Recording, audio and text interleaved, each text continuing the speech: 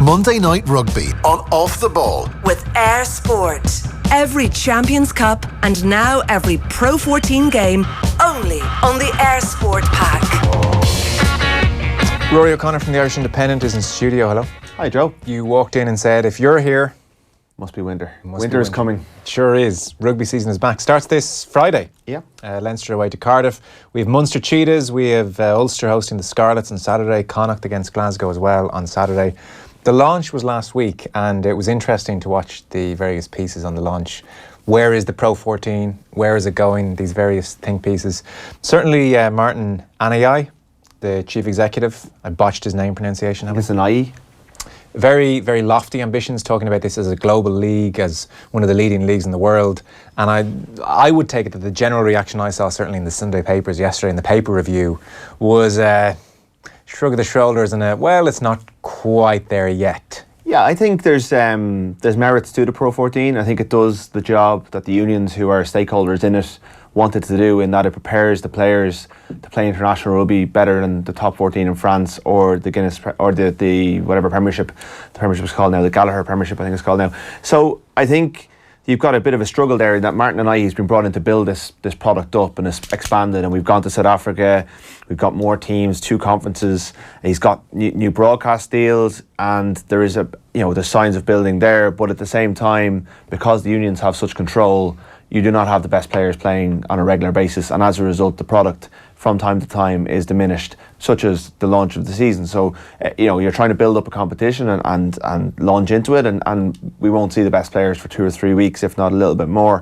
When it's good, it's excellent. When the best teams are playing against each other, you have the European champions, you've got some really top quality international players. They'll give you, Martin and I, if you ask them, will give you all the list of all of the amount of Lions that are in the competition, the amount of internationals, the fact that I think the top 4 teams in Six Nations last year were Pro 14 teams, and which is all great. And really, the unions want this competition to service the national team, really, and it sits nicely in the hierarchies. But when you're trying to sell it as a standalone thing, it's hard enough to do at times, because Johnny Sexton, for example, doesn't play on a regular basis, and sometimes you get Leinster against the Scarlets, which in the European Cup is a really appetising fixture, but Warren Gatland will say, well, he can't play, and Joe Schmidt says, well, he definitely can't play, and suddenly you're left with 2 B teams. So that's where it sits. It's the same as it ever was. It can be good, it's worth winning, and it is the bread and butter for the players over the course of the season. And is it in rude health? I saw Brendan Fanning's piece yesterday, and he made an interesting observation. He said, as an organisation, however, it's hard to get away from the impression that Pro 14 is understaffed and underfunded. He said the launch last week, conducted in a hotel undergoing high decibel renovations. It's like working on a building site, is how one of the club representatives put it. Clearly, he's making a wider point than just where the launch was. Yeah.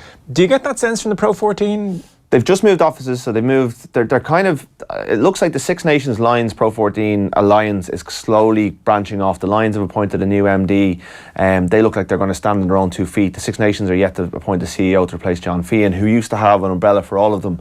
And the Pro 14 have just moved out to a pretty, I haven't been, but I've heard it's a pretty impressive facility out in Sandyford.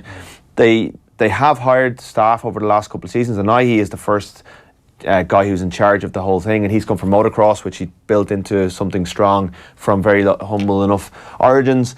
So I think it's still a little bit in its infancy. It doesn't have the reach that a Premiership or a Top 14 can have. Like the money you're talking for TV deals and those competitions, I don't think the Pro 14 can ever match. And as a result, it's difficult to build the infrastructure. There are times when stuff like the refereeing is not of a standard that you'd expect from an elite competition. There are times sometimes when there's not even a TMO at the games. Like stuff like that just shouldn't really happen. It's stretched so far because it's in the Southern Hemisphere as well, which is a challenge. The fact that it's got one broadcaster showing all the games this season is probably is an improvement. But yeah, look, there are, like, the launch was fairly low key last week. There was glitches. There was apparently the hotel's renovations were not scheduled to be this far ahead of schedule, which is unusual. So suddenly the room next door was being knocked into when they were in radio interviews. That stuff like that just comes across badly. I think the Pro 14 is I don't know if it's ever going to be able to challenge all that NIE will push it forward. I don't know if it's ever going to be able to challenge those two competitions, because it will never be the number one goal of any team that's in it. No, and I think in rugby particularly, whatever the not number one goal is going to suffer, because players can only play so many matches. Like, it was very interesting. Stephen Jones gave it a good old pasting yesterday. My apologies for flicking to Stephen Jones of a Sunday, but it's a failing of the human condition that the controversialist tends to grab attention. So I flicked to see what he was saying about it, and he was just he used Sexton as an example. 2 years of Pro 14, you've seen 9 Johnny Sexton appearances. He's only played once away in the Pro 14, and that's entirely right from Johnny Sexton's point of view. But he says the Pro 14 is not flat out, it never has been. Players must be rested occasionally, and he says Sexton statistics and those of many others give the lie to all protestations of true intensity, and that would be the big issue with it. But I think particularly in rugby, given the injury situation, given the toll it's taken on bodies, frankly, whoever's last in the queue, and Pro 14 absolutely comes after Europe and international rugby, then you're just going to have that problem. It's unavoidable unless we flog players to death. Yeah, and Sam Warburton did an interesting interview over the weekend in the London Times, where he said that he believes, I think he was asked for 3 recommendations on how you would avoid him, a player of his calibre, retiring at the age that he did, and one of them was that he would play, that players would be limited to 25 games a season. And Irish internationals are paying a little bit more than that at the moment. That's even the Irish player welfare system, which is heralded around the world as being the reason that Ireland won a Grand Slam, beat Australia in the series last year, is that they manage their players well. And I think if we want rugby to be sustainable, there's going to have to be less games, and something is going to have to give. And the Pro 14 model, Leinster won it last year using 57 players. They even started Ross Byrne in the semi-final when Sexton was, I think, could have played if it was a final. I think they gave him, I'm not sure I can't remember if he was on the bench or not, but they gave him that off, and it was almost a reward because Ross Byrne played in nearly all the league games. Yeah. And Ross Byrne deserved to play in the semi-final. They brought Sexton back for the final, but that just showed that Leinster, even from a management point of view, you've got a balancing act of rewarding the players who actually get you to that final. That's why Nasiwa was so important over the years. So rugby is still at war with itself in this regard, in terms of, like, they've put in extra internationals in November. Scotland are playing Wales and Ireland are playing Italy. That's on a Pro 14 weekend. That eats into the amount of time that the coaches will have with their teams. So the Pro 14 is always going to lose in that scenario. The product then loses. The TV ratings are not going to be as good because your stars aren't there, and it's trying to build a product around players that aren't as recognisable as the players that we'll see at Champions Cup time, which is a challenge. It's a challenge for me trying to get into the paper. It's a challenge for you trying to get on the radio. That is the Pro 14's essential challenge, and I think it always will be. The conference system maybe offers a way in that you reduce the game, but then if you reduce the games, you reduce the gate receipts for the clubs. The clubs need games to sustain themselves and pay the wages. So it's a sport that's still relatively young, and it's still warring with itself, and this is the competition that probably we see most of where that struggle comes.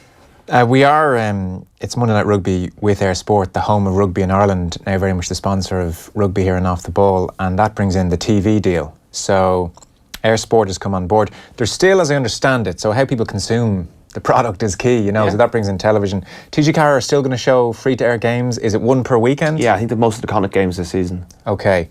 And then Air are saying all 152 matches next season will be available. Yeah. So they certainly, when the rights were bought, they were promising to show 30 hours of Pro 14 coverage weekly, including up to 6 live matches and analysis before and after games. So if you have Air, then you're actually going to see a huge amount of this, more than ever probably. Yeah, and because Air have the tie-in with BT Sport, you'll get the Champions Cup as well. Yeah. So it's a big play by Air, and they're putting Tommy Bowen as their anchor. They have a good set of analysts, probably a fresh enough set with Donncha O'Callaghan, Luke Fitzgerald, someone else's name escaped me, but they have a good, strong product there.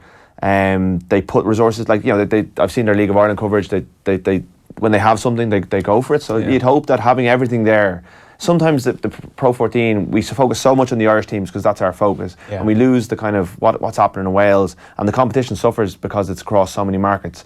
In the UK, Premier Sports are doing the exact same thing, which is a relatively little known channel over there, but they're hoping that they can get the Scottish and Welsh markets. They've got Warburton in as an analyst as well, and you'd hope that those one broadcaster throwing its weight behind it will help it, because Sky, while they did support it and did have good coverage of it, we're only showing 2 games a week, or maybe 1 game in some weekends. So I think, you know, having one broadcaster, you would hope will see them throw their weight behind it and help to sell it and push it, and they're having a highlights program, all that sort of stuff, which I think helps build the product, which should serve them well. Of course, you're taking it off largely free to air, which takes it behind the paywall. It's the big numbers, way. So, in broad terms, I mean, well, let's follow up on your point then, and not necessarily dive in with just the Irish sides for a second, because it's all we ever do, and I'm sure in Wales that's all they do, and I'm sure in Scotland that's all they ever do. The South African experiment, which is what it was last season, in broad terms, the Cheetahs made the knockouts, which I think would have generally led to much relief in Pro 14 offices, because frankly the Kings really just don't have the resources to compete here. I mean, they were fairly abysmal. Yeah, and the Kings went out of existence were about to go out of existence 2 weeks beforehand. They've got a big sponsor now. They've brought in Isuzu, and they have, I think they have a bit of financial backing. They signed 10 players overnight last week, just before the launch. Now, whether those players will be good enough at this stage, I'm not sure, but the feeling in South Africa was that the Kings long term could be the more successful of the 2 franchises, because it's a more attractive place to live and play. It's at sea level. Port Elizabeth's a pretty nice spot. They've got the stadium. Their stadium is unbelievable. It's the World Cup stadium from 2010, but they struggle to fill it. This season, like the Cheetahs have been fairly pillaged over the summer as well. The Scarlets have picked up a few of their best players. So have Rory Duncan, the coach, has gone to Worcester, and he's taken a couple of their Springboks with him. Right. So they've backfilled that. You know, they have Bloemfontein's one of the big hotbeds of rugby, so they're able to go and get more players. But I'm not. And they've Franco Smith, who's got experience from his time with Treviso in charge. He's a former Springbok assistant as well. So really good coach, really high regarded coach. So I don't think there'll be much different in terms of their competitiveness this year. I think the Kings will be slightly better and the Cheetahs will be treading water a little bit. But if that means they get into the quarterfinals or semi-finals again, I don't think that's anything bad. No. But we'll need to see them kick on maybe next season and the year after, because they're already talking about having a final in Cape Town, which, you know, if it's 2 Irish teams or a Scottish and an Irish team, or, you know, any combination of that, could end up being a big empty stadium with not that interested local crowd.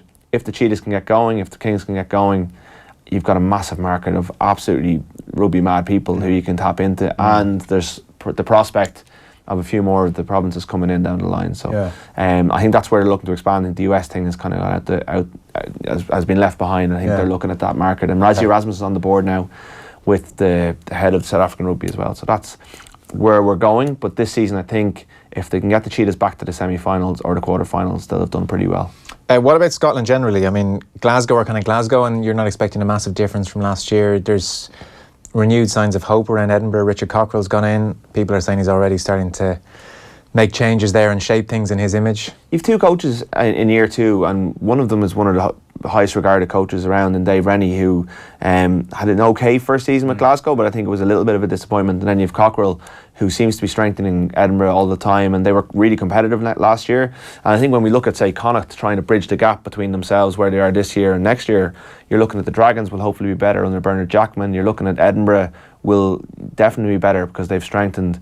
Glasgow, you would hope, will be able to push into that top 4, which makes it hard for Ulster, you know. But that's what you want. There was a sense Glasgow last year would prove sticky for, say, Leinster in the group stages of Europe. Yeah. I mean, the away win in particular really put paid to all that. Yeah, I backed them as my dark horses for the European Cup in its entirety, and they just didn't have the hardness in their pack. They just got obviously bullied by Leinster. No, they weren't the only team to be bullied by Leinster last year, but I'd expect better from them this year. They've lost Finn Russell, which is a big one. He's tearing it up already in top 14. He scored 2 tries for Racing at the weekend. Suit him.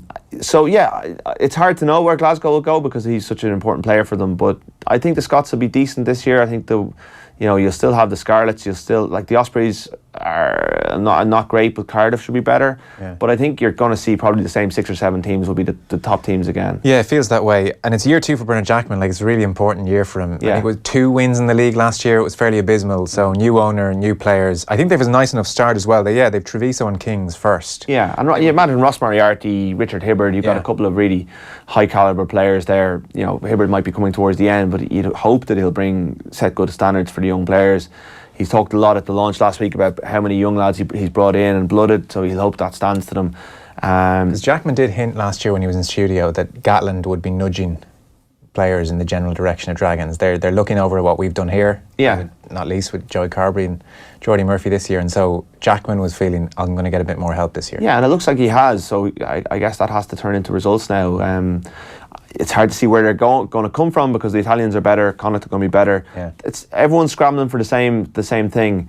If the whole thing is improving, if the whole standard is improving across the board, that's a good thing because you don't want teams winning just 2 games a season. You don't want teams going over to Rodney Parade or to the sports ground or to Zebre and thinking this is a foregone conclusion. Setting a third team. Because we want people. They want people watching these games. They want a bit of a competition. So that is where we hope that the whole thing will lift a little bit this year. Okay, so let's talk Irish teams then. Connacht, we had Andy Friend on the show last week. I mean, what struck me about Friend was, the Kieran Keane blip. Like, there were real echoes of Pat Lam and what he was saying. Yeah. He was talking about, like, expansive rugby and entertainment and skill set and tempo. That was his big word. Tempo is Andy Friend's big word. And they've had a very positive pre-season. And it really did make the Kieran Keane era feel like a bit of a blip. The Connacht identity now, Lam's left a real legacy because you now think, well, that's what Connacht should be doing. Yeah. And it just seemed so. It looked like it's only 2 years since they won it. They were coming in 2 years ago as champions, and the life was sucked out of it. The year after and 6 last year in Conference A. Yeah, and I think 7 wins in the whole season, and 3 of them were home wins over the provincial rivals. They beat all the other provinces at home last year, which I think is something you can tap into. They lost 6 games, they lost 6 games with a losing bonus point. So you'd immediately be looking at those fixtures, going, well, we can turn those ones around anyway. That gets us up into contention. What do you make of Friend? I've only met him the once at that launch, and he came across very impressive. You can see from his social media presence, the way he appears to be engaging with fans, that he's certainly making all the right noises. The word from within the camp is that he's certainly been, quite, I think they were all ready to accept someone new.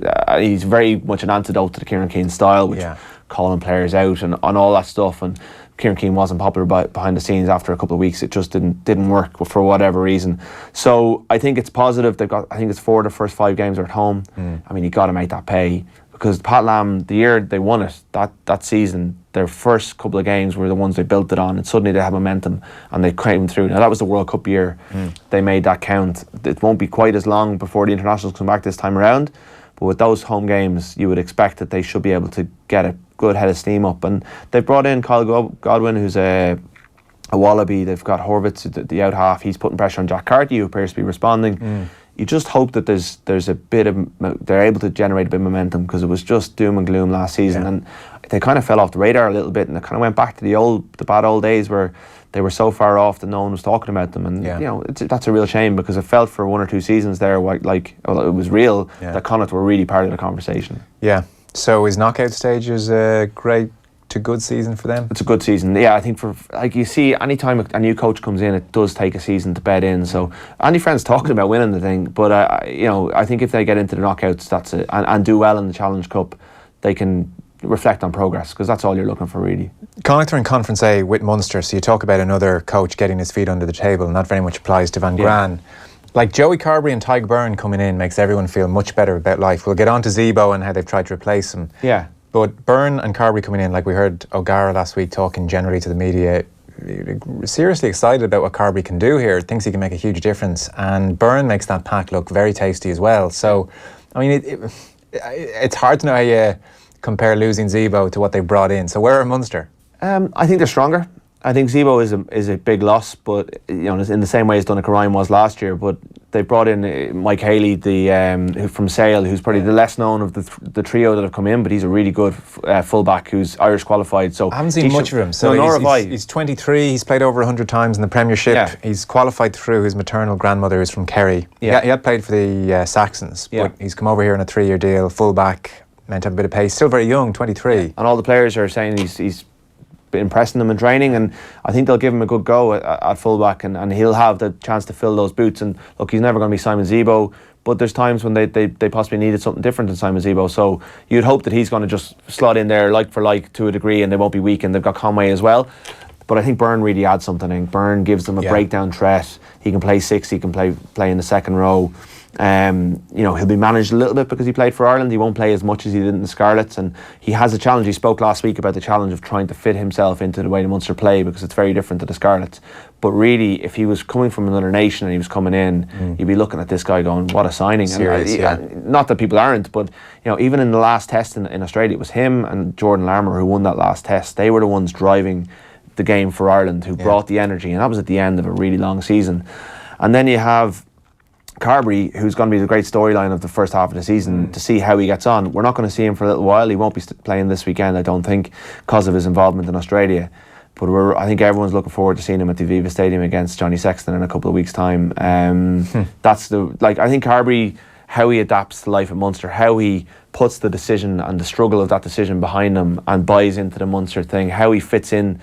It looks like he won't have Conor Murray alongside him for the first couple of weeks. Murray's picked up an injury, might even be after that. So they're on the lookout for a Southern Hemisphere scrum half to come in and fill that gap temporarily. That puts extra onus on Carbery to run things. Is James Hart not ready to step into that breach?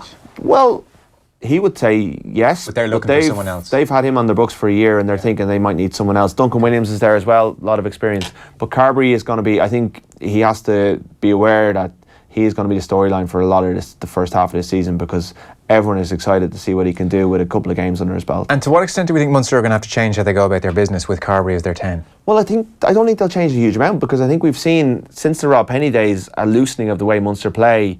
When Blindell was there, he probably ran the game in a more New Zealand style. Keatley tried to do it. Their centres passing let them down in that semi-final, and they've all been talking about that catch-pass element. So look, Carbery's probably more off the cuff, but we saw in Australia that he can play within a system as well. I think that Van Gran will hope that he can build a game plan around it, but he wants to play the game with more width. I think that Saracen semi-final, the big lesson they took from that was that we need to have more in our attack, and Carbery gives you, for want of a better word, that little bit of X factor that you can unlock defences with.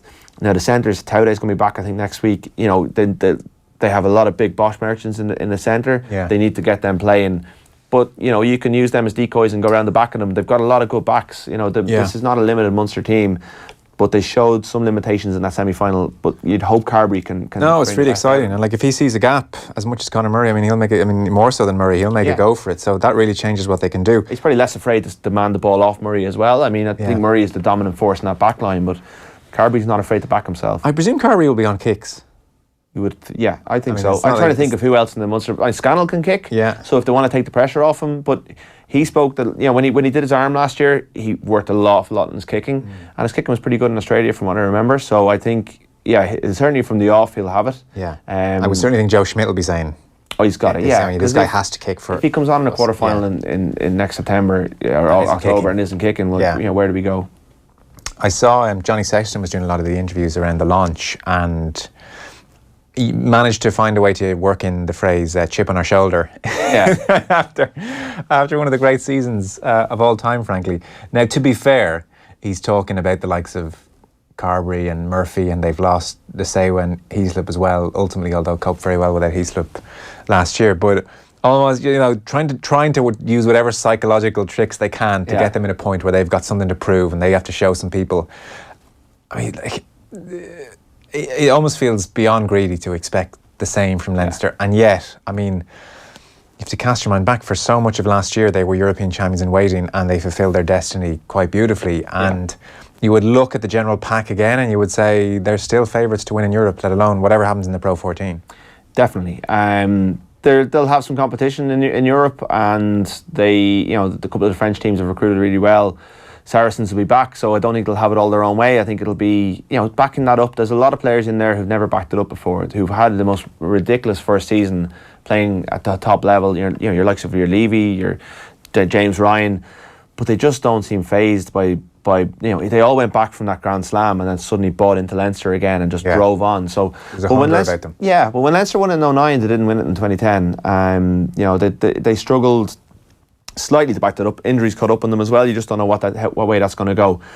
They haven't replaced Carbery, so a lot's going to fall on the shoulders in of lots of ways. I think that's a big challenge for him. He got them through last season, but we haven't seen him probably given that sort of level of responsibility, or maybe he has to back it up a bit more.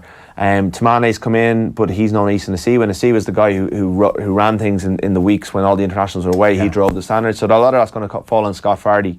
And they did struggle towards the back end of last season in the Pro 14 on the weekly basis when the internationals were being rested a little bit, and they limped over the line a little bit, albeit in first place. So there's a bit of work to be done. There was a sense they were wrecked. Yeah. Those final weeks, there was a sense they were tired, and they quite possibly were, to be fair. Yeah. Tamane's more of a kind of physical player, really, coming from Montpellier. I think 17 Australian caps, former league player. People would have seen him, I'm sure. He's physical. Big man. He's a big, explosive Islander who has the capacity to break defences. Probably would have been seen as a guy who switched off a bit when he was at Montpellier, but he, it seems, went to his agent and said, "Can you get me into Leinster?" He wants to go and play to this, join this kind of high level thing, and he's gonna have to, book up his ideas if he wants to get into the starting team. Because you put that all the Leinster backs out there, and if they're all fit and available, your James Lowes and all, Jordan Lammers and all these characters. Yeah. Where do you fit Joe Tamani in when Henshaw and Ringrose are fit? Look, they're never all fit at the same time, but he has a job in his hands, in these first couple of weeks to try and prove himself that he can get into the starting 23. So if you've got a guy like that and he's thinking that way, that's probably a good thing. It warms the heart to hear you even just say the name James Lowe. I mean, the Pro 14, if nothing else, the fact that James Lowe will play lots of games is a good thing. Absolutely. Although the 3 and 2 rule does apply to the... Does it as well? Yeah, it does. Why is this such a stupid rule? It's ridiculous. Are they not going to change this anytime soon? No, unless we leave the EU. Well... Irish just... No, it's silly, and they're going to... But they can work it more easily within the Pro 14 in terms of, play 2. They rotate them through, but it just will hinder their continuity, particularly if Luke McGrath kind of gets more international exposure. But for the start of the season, you'd expect Lowe to be out there quite a lot. Ulster in the end got Dan McFarland up there, and for the start of the season, so that's very positive. And look, last year was just grim. I mean, the mood music around the place, it was awful. Yeah. So I'm sure they're looking for some kind of clean break. Are we asking too much of McFarland to have a Glasgow-esque style of rugby suddenly springing up in Ulster? Well, I think he's more. I think the game plans, like he's more of he's there to get the pack in order. Like he's a former prop. He's a forwards coach from Scotland. I think where one of the big parts where Ulster would see themselves as being short has been their toughness up front, that they got bullied quite a lot. So McFarland is not credited with getting the Glasgow style. That's more Gregor Townsend. I would have thought so. I don't think he would have claimed it. But then you have Jared Payne and Dwayne Peel running things. Jared Payne's in charge of the defence. Apparently the talk is that they're far more aggressive. The one big thing that they were doing differently under Kiss was that the 3 other provinces were playing Andy Farrell style defensive rugby, whereas Kiss was more an out and up kind of coach. Whereas Farrell was, in your face. Whereas I think Payne is putting in more of a Farrell style system, so they're more on par with the way the other Irish provinces will defend. So that we'll hopefully see a little bit of that line speed come into it. It was such a yo-yo team last year, even within games. They were crazy. It was bizarre stuff. Yeah, I mean the off-pitch stuff took all the focus, but I mean the on-pitch was could be pretty ugly one week and pretty good the following week. They've lost an awful lot of experience over the summer. They're not going to see a huge amount of Rory Best. He's still struggling with a hamstring injury. World Cup year, 35 or he'd be 36 by the time it starts. It's feeling probably like his last season, last run, World Cup. He said he's weighing it up and he'll make a decision before Christmas. But I think he'll turn out when he can, but really his focus will be mostly on the World Cup. So a lot falls on the shoulders of Ian Henderson.